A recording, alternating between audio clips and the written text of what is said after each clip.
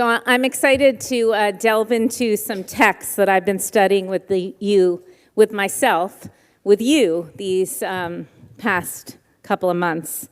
And I just want to, because you can't teach in front of your teacher, I want to welcome again Rabbi John Rozov here today, and Rabbi Josie Hudson, both of whom have been my teachers.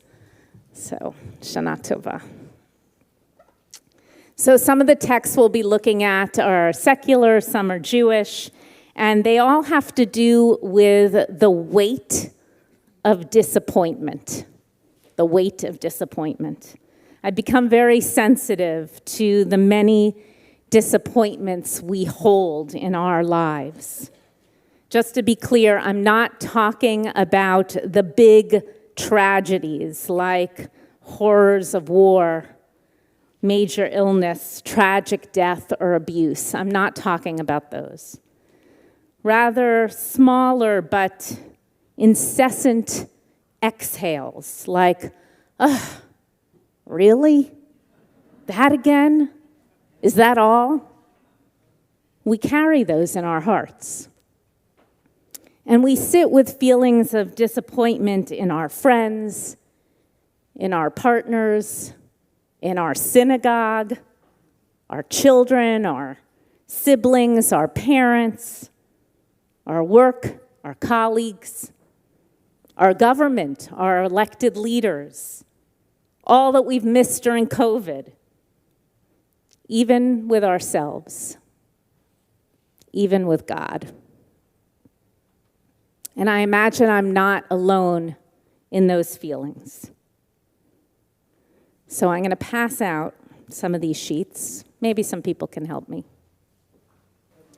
Okay, do people have someone that they're sitting next to that has a sheet? Okay. So I was actually struck.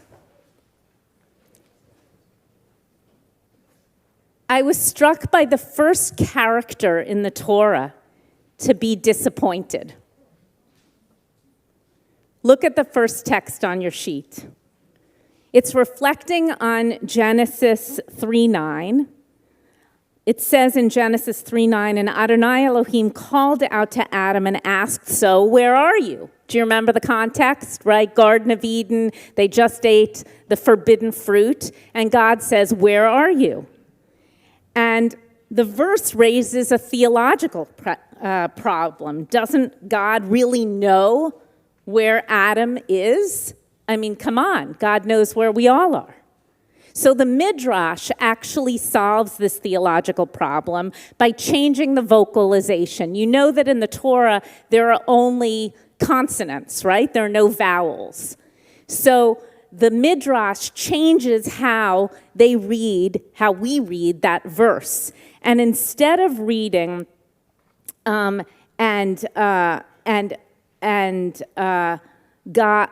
instead of reading Ayeka, where are you? The Midrash reads it, Eicha, how are you? Right? Vayikra Adonai Elohim el ha'adam, vayomer lo Eicha, rather, Ketiv Eicha. In other words, how did you wind up in that place that you're in? Come on, Adam. How did you get there? And it implies a real disappointment. It's amazing that God is the first character to be disappointed in the Torah, and God is disappointed in us. And I wonder if disappointment happens because we have certain expectations of one another, of the world, of our life, and things go awry, right? What were God's expectations of us? And were they realistic? So hold for a moment, make this personal, no sharing allowed. A disappointment that you're sitting with. Bring this person, this situation, this part of you to the surface. It may be a minor one, or it may be pretty major that you're struggling with.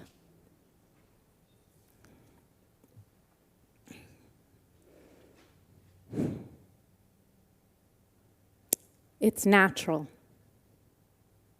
It's natural to hold disappointments.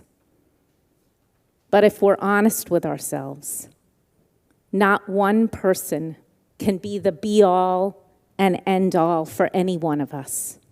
Not one friend, not one spouse, not one relationship. And surely we can't be that for one other person. So it's not surprising that we don't always meet one another's expectations and they don't meet ours. Here's another amazing text, the second text. So we travel in the Torah from God to Moses. What's one of the great disappointments of Moses' life? The greatest disappointment of his life. He doesn't get to go into the promised land, right? Think about it. He stands up to Pharaoh. He helps the Israelites withstand the plagues. He guides them through 40 years in the desert. And after all of that, he doesn't even get to enter into the promised land. That's all he wants. And we as readers, we wonder, come on, God, why can't you just give it to him, right? Okay, he's able to see the promised land. I looked up how high Mount Nebo is, 3,300 feet high. Okay, a little thing you could put in your pocket and talk about at cocktail parties.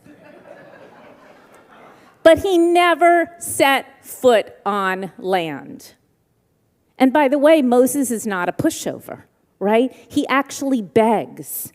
He pleads, ve'etchanan, he pleads for God to change God's mind, but God won't budge. In fact, the Midrash teaches that Moses begs 515 times to go into the land of Israel. How do they get up that number? You know, rabbis, we have so much fun.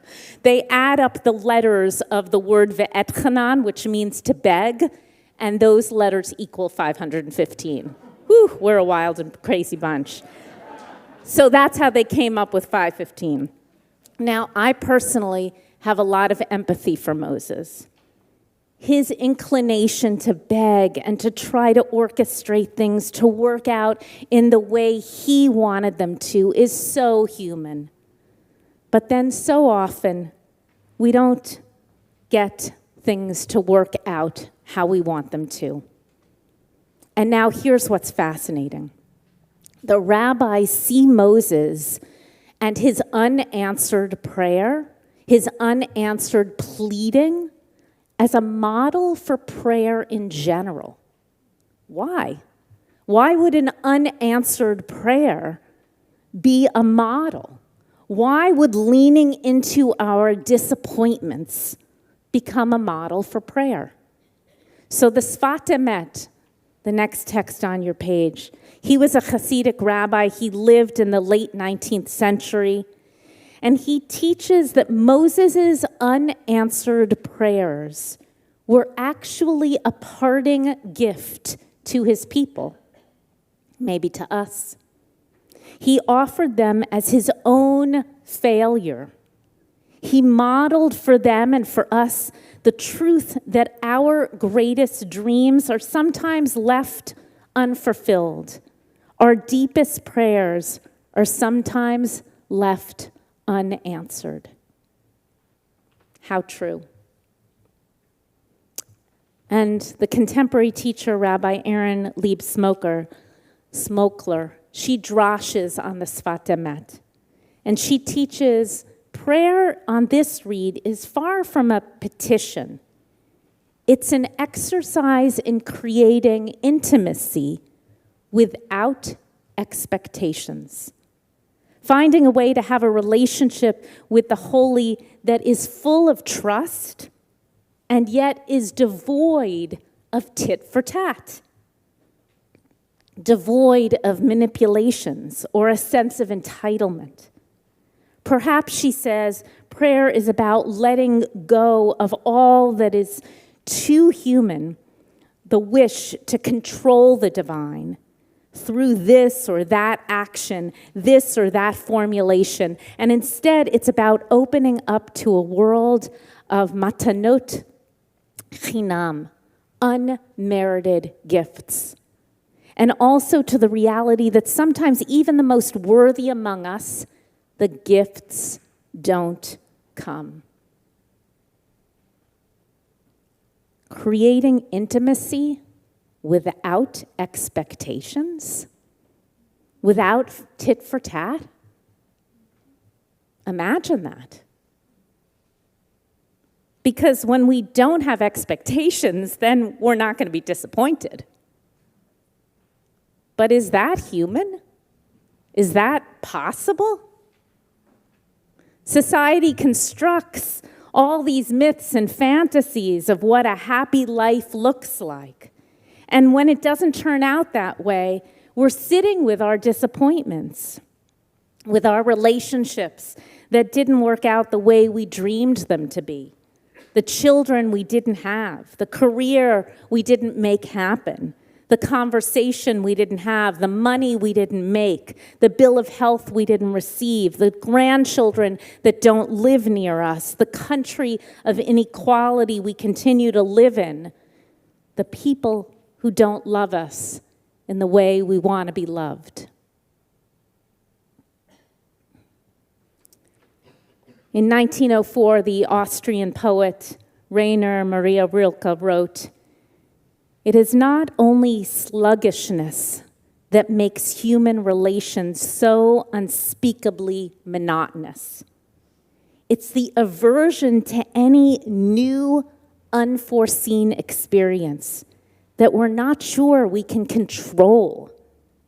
And yet, a dangerous insecurity is so much more human." And I wonder, is it possible to live and safely embrace a dangerous insecurity? Or is that an oxymoron? It's frightening to make rash choices that we may regret. We have obligations to those who count on us, even when they disappoint us. Part of us wants to act like Rilke is asking us to live and to embrace a new and unexpected way of being in the world so we can create a world that we can not control. But we don't really do that. We set up expectations and we're let down. One of the most devastating stories in the Torah, I feel, is the one you have on the back of your page. And we're going to read it together. And afterwards, I'm going to ask you in Chavruta to turn to one person and to answer 3 questions. How does this story hit you? In which ways do you act like Rav Rechumi, and in which ways do you act like his wife? And I'm not talking about the details of the story. You'll see it in a moment. And as we start the new year, how do you hold your disappointments? So let's read the story together. Remember, the Talmud is rabbis' stories and arguments and laws, somewhere codified between the year 0 and 500. It's called our oral Torah. So here's the story in Ketubot, which is an irony in and of itself that I'll go into in my other classes. This is as it is related about Rav Rechumi. So you need to know what his name means. Rechumi literally means love or compassion. Rechem also means womb, like a woman has a womb, at least before a hysterectomy. So Rav Rechumi, literally the rabbi of love or compassion, he would commonly study before his teacher, Rav Mechuzah. And he was accustomed to come back to his home every year on the eve of Yom Kippur. So you have to know that he lived away from home all year long, but had permission to do so from his wife according to another part in the Talmud. And he came home once a year to see her for sexual intimacy right before Yom Kippur. It's also relevant to note, which blew me away, I just learned this a week ago, that the study hall would close for an extended break sometime during Tishrei this month and Nisan when Passover is. Okay, so everything's closing down. It's like the synagogue's closing down, everything's closing down. He's supposed to go home for his once-a-year marital duties, right? To sleep with his wife and to connect with her. It's the day of before Yom Kippur, okay? And everything's closing down. So it's not like there's a lot going on that he's missing, okay? So one day, he was particularly, on this day, he was particularly engrossed in the halakha, in the law that he was studying. And so he remained in the study hall and did not go home. His wife was expecting him that day, the day of Kol Nidrei, before Yom Kippur was about to begin. And continually, she said to herself, now he's coming, now he's coming. But in the end, he didn't come. She was distressed. The Hebrew says, chalash data. Literally, her mind was weakened or undressed or sickened. She was distressed by this, and a tear fell from her eye. And at that exact moment, Rav Rechumi was sitting on the roof of the Beit Midrash, totally lost in time and distracted, and the roof collapsed under him, and he died.